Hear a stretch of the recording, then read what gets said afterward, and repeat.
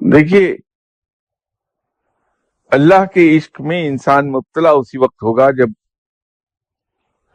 اس سے محبت کرے گا. عشق محبت سے اگلا درجہ ہے،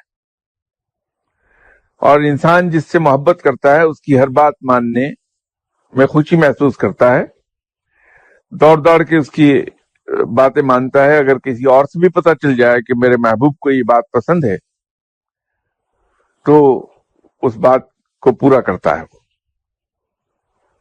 تو مجذوب بھی کبھی اسی مقام پر ہوتا ہے جہاں وہ عبادات بھی کر رہا ہوتا ہے اور اللہ تعالی کے دوسرے احکامات کی پابندی کر رہا ہوتا ہے، اور پھر اس کی محبت میں وہ اتنا آگے چلا جاتا ہے کہ وہ عشق میں اپنی ہستی کھو دیتا ہے، تو یوں مجذوب ہو جاتا ہے. سالک جو ہے اس کا مقام مجذوب سے اونچا ہے، کیونکہ وہ ہوش و حواس میں ہے، اس دنیا کے کاروبار میں ملوث ہے، اور کاروبار میں ملوث ہونے کی وجہ سے اس کو دنیاوی ترغیبات اور دنیاوی آلائشیں اس کے راستے سے اس کو ہٹاتی رہتی ہیں. مسلسل وہ ایک جدوجہد کی حالت میں رہتا ہے کہ دنیاوی آلائشیں اور دنیاوی ترغیبات اسے اللہ کی راہ سے ہٹاتی ہیں، اور اللہ کی محبت اسے اللہ کے احکامات پہ عمل کرنے پہ مجبور کرتی ہے.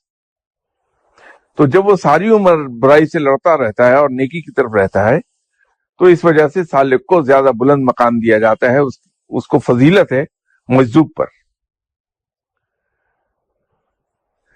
تو وہ لوگ جو اللہ کی محبت میں مبتلا رہتے ہیں لیکن وہ عشق کے اس مقام پر نہیں جاتے جہاں اپنے آپ کو وہ کھو دیں، تو وہ سالک کے مقام پر رہتے ہیں، لیکن وہ افضل ہیں مجذوب کی نسبت.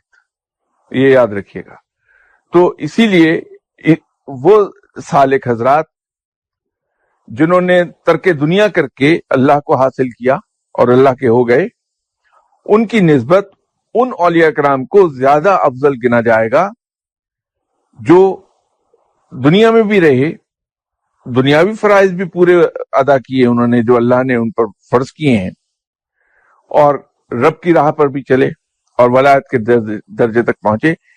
ان کو افضل گنا جائے گا ان لوگوں کی نسبت، ان اولیاء کرام کی نسبت جو دنیا کو چھوڑ کے اللہ کے ہو گئے اور انہوں نے بیابانوں کی راہ لے لی. تو یہ 3 مختلف درجے ہیں جس میں مجذوب نچلے ترین درجے پہ آ جاتا ہے، لیکن اس کی بات یوں پوری ہوتی ہے کہ دوئی کے مقام سے آگے نکل گیا ہے. بس اتنا ہی فرق ہے.